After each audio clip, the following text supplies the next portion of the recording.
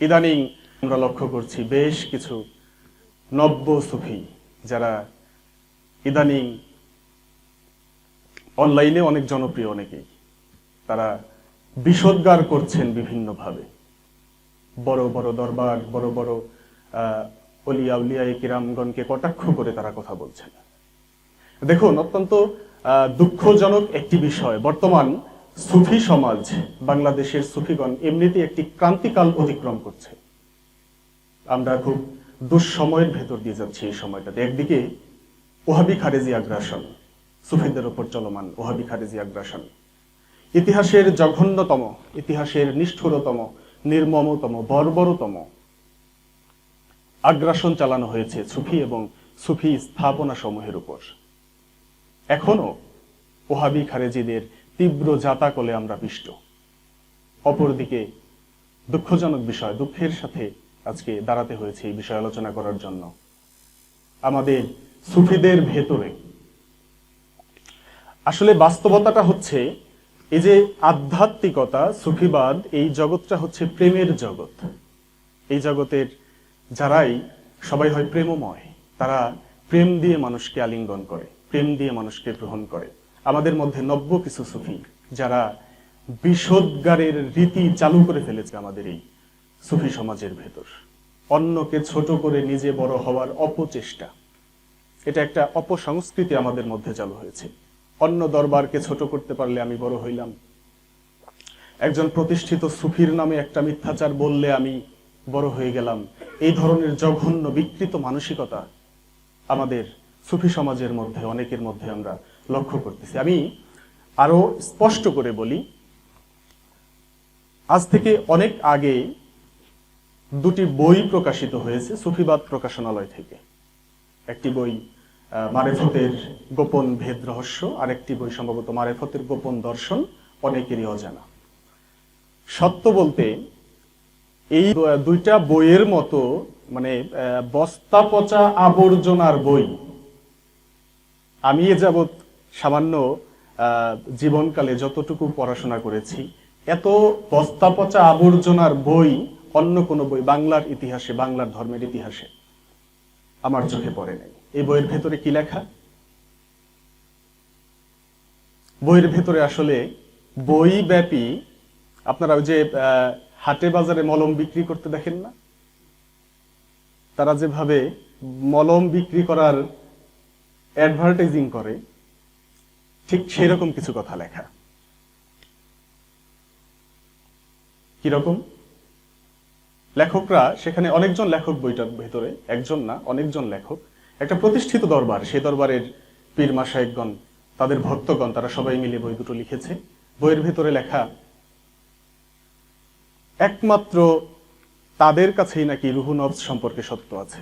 অন্য বাংলাদেশ বা অন্যান্য কোনো অলিরা রুহু নফস বিষয়ে সত্য প্রকাশ করে নাই। সেই বইয়ের ভেতরে লেখা, আপনি যদি সত্য পাইতে চান, আপনাকে আপনার পীর পরিত্যাগ করে তাদের বাবার কাছে যেয়ে মুরিদ হইতে হবে। সেই বইয়ের ভেতরে লেখা এইরকম অসংখ্য অসঙ্গতিপূর্ণ, অশালীন বিষয়, অন্যদের নিয়ে বিষোদ্গার করা। আমি কিছু উদাহরণ দিই। বইয়ের ভেতরে লেখক একটা জায়গায় লিখতেছেন যে ফরিদপুরের আয়নাল বয়াতি, তিনি ওফাত নিয়েছেন কিছুদিন আগে। আয়নাল বয়াতিকে নিয়ে একটা অধ্যায়ে কয়েক জায়গাতে সেই বইয়ের ভেতরে লেখা যে আয়নাল বয়াতি নাকি শেষ বয়সে তাদের দরবারে গিয়েছিলেন। রুহু নফস বিষয়ে তাদের কথা শোনার পর আয়নাল বয়াতি নাকি তাদেরকে বলেছে যে আমি সারা জীবন ঝিটকা শরীফে পীরদের খেদমত করলাম, জীবন পার করলাম, গোলামি করলাম, ঝিটকাতে আমি কিছুই পাই নাই। অথচ যখন এই আয়নাল বয়াতির কাছে আমরা গেলাম এই কথার সত্যতা জানার জন্য, আয়নাল বয়াতি অত্যন্ত দুঃখের সঙ্গে আমাদেরকে জানাইলেন এটা একেবারে আজগুবি কথা, মিথ্যা কথা, কোনো সত্যতা নেই। তিনি জাহাঙ্গীর সুরেশ্বরীর দরবারে, জাহাঙ্গীর সাহেবের দরবারে কোনোদিন জানি নাই। ঝিটকা শরীফ সম্পর্কে এত বড় মিথ্যাচার সেই দুটা বইয়ের মধ্যে অনেক জায়গায়, এক জায়গা দুই জায়গায় না, অনেক জায়গায় করা হয়েছে। সেই বইয়ে শুধু ঝিটকাকে নিয়ে বিষোদ্গার করা হয় নাই, বিষোদ্গার করা হয়েছে কুষ্টিয়া মনসুর শাহকে নিয়ে,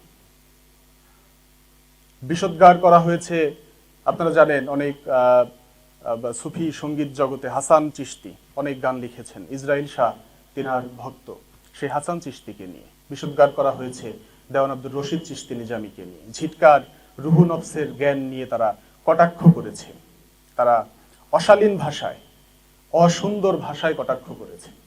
ঝিটকাতে পীরেরা রুহুকে ভাগ করে, পঞ্চভাগ করে, বানর যেমন পিঠা ভাগ করে সেভাবে ঝিটকার পীরেরা রুহু ভাগ করে। এতটা বাজে ভাষায়, বাজে উপমায় তারা অলিয়া উলিয়াদেরকে নিয়ে কথা বলেছে ঝিটকার। আরো বহু বিষয় যেটা আপনারা বই দুটো পড়লে বুঝতে পারবেন। সেখানে জগতের ইতিহাসে যারা শ্রেষ্ঠতম অলি, মাওলানা জালালউদ্দিন রুমি, ইমাম গাজ্জালি, আল্লামা ইকবাল, তাদেরকে নিয়ে পর্যন্ত কটাক্ষ করা হয়েছে। লেখক কতটা উচ্চমার্গের জ্ঞানী আমাদের হাসি পায়। লেখক বলছেন যে জালালউদ্দিন রুমি, ইমাম গাজ্জালি এনাদের চাইতে নাকি মাতাল কবি রাজ্জাক দেওয়ান বড় অলি, তাদের গুরু তুল্য। আমি মাতাল কবি রাজ্জাক দেওয়ানকে ছোট করতেছি না, কিন্তু এই উপমার মাধ্যমে তিনি নিজেই কি রাজ্জাক দেওয়ানকে ছোট করলেন না? যখন বলা হয় রুমির চাইতে, ইমাম গাজ্জালির চাইতে রাজ্জাক দেওয়ান তাদের গুরুর তুল্য।